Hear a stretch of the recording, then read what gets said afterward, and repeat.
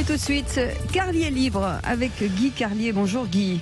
Bonjour Guy. Mais bonjour, bonjour Cécile, bonjour Patrick, bonjour à tous. Bon, on va pas vous demander en quelle voiture vous roulez, neuve ou d'occasion. Vous avez décidé de nous apprendre un mot nouveau, c'est ça? Oui.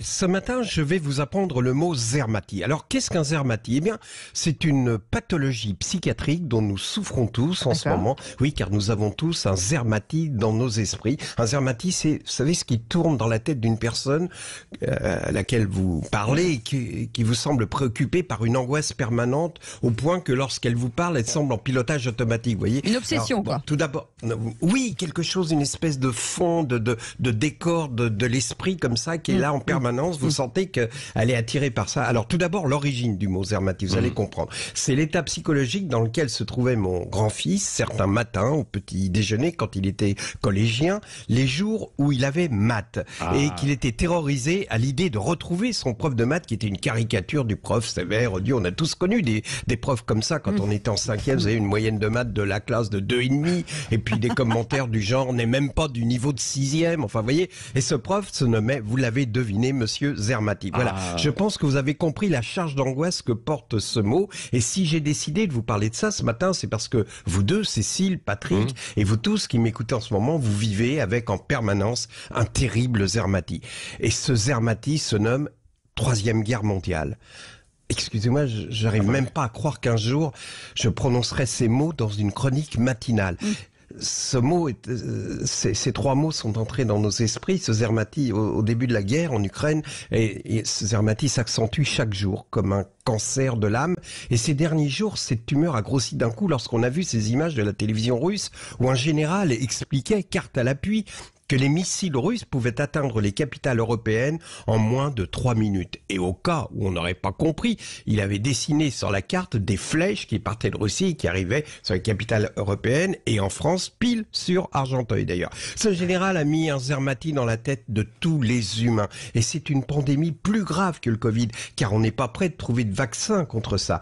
Alors on a beau faire semblant de vivre comme d'habitude, on se retrouve à la machine à café, on parle de la mort d'origine de Nordal Lelandais, qu'un gardien de sa prison a surpris en train de faire l'amour au parloir avec une visiteuse. On s'interroge d'ailleurs sur l'état psychique d'une femme qui a ce besoin-là. On parle de ce salon de coiffure anti-poux vandalisé par les antispécistes. On rigole, on demande tu veux du sucre? On demande des nouvelles de la santé du petit, mais nos esprits sont pollués par ce Zermatie terrible. On vit en pilotage automatique. C'est dingue. Il y a comme une résignation, on fait semblant de vivre, mais il y a ça derrière. Alors ce matin, je voulais vous dire que je vous admire tous de continuer à vivre. Je vous admire, Patrick, vous allez recevoir Stéphane Troussel. Et il faut bien du talent. Déjà interviewer un socialiste en ce moment, c'est courageux. Mais le faire tandis qu'une angoisse terrible taraude votre esprit, là c'est admirable. Oui, c'est vrai, il faut bien du courage pour continuer à donner le change, à faire semblant d'être préoccupé par l'actualité ordinaire, alors qu'on est tous minés par ce Zermatie terrible. Les Russes vont-ils nous balancer une bombe nucléaire? Pourtant, une certaine catégorie de la population a de la chance, car même s'il est touché par cette maladie, elle n'en souffre pas. Ce sont les cons. Le con est insensible aux Zermatica. La connerie est la plus forte. Par exemple, je reviens à ceux qui ont vandalisé ce coiffeur de la franchise anti-poux lors de la manif du 1er mai au nom de l'antispécisme. Eh bien, ces gens-là ont développé, grâce à leur connerie, une défense immunitaire contre les Zermatie. Car c'est merveilleux de n'avoir pour seul projet volontariste que de vandaliser un magasin anti-poux au nom de la protection animale. Écrire sur une vitrine de coiffeur anti-poux spéciste égale nazisme a quelque chose d'admirable. Alors au moment où l'on spécule sur le nom du prochain Premier ministre, je crois qu'un seul nom s'impose, celui d'Aymeric Caron, qui, rappelons-le, nous expliquait qu'il fallait surtout pas tuer un moustique qui tente de nous piquer, car il s'agit uniquement des femelles qui ont besoin de protéines pour nourrir leurs petits bébés dans les œufs, et on imagine qu'il tient le même discours sur les poux qui sont accrochés au crâne de nos enfants pour nourrir les bébés poux. Je ne sais pas qui va gagner la guerre en Ukraine, mais de la même façon qu'au foot, c'est toujours l'Allemagne qui gagne à la fin. Je suis sûr que sur la Terre, c'est la connerie qui gagnera à la fin.